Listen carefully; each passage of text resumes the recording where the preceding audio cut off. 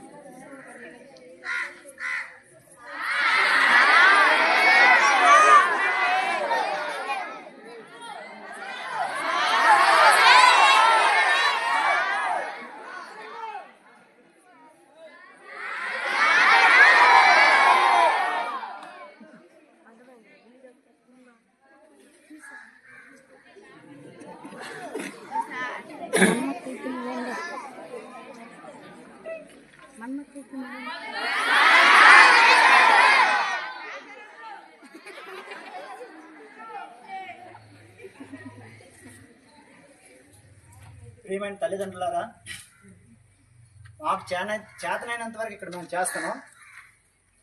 మీ పిల్లల్ని మీరు కనీసం కంట్రోల్ పెట్టకపోతే మీ స్కూల్కి పంపించడం వృధా అవుతుంది.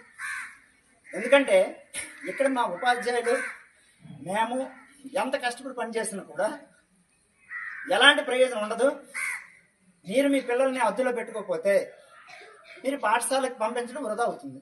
ఇది మైండ్లో పెట్టుకుని మీరందరూ కూడా మీ పిల్లల్ని చదువు కోసం పంపిస్తే శ్రద్ధగా ఇంటి దగ్గర చదివించండి.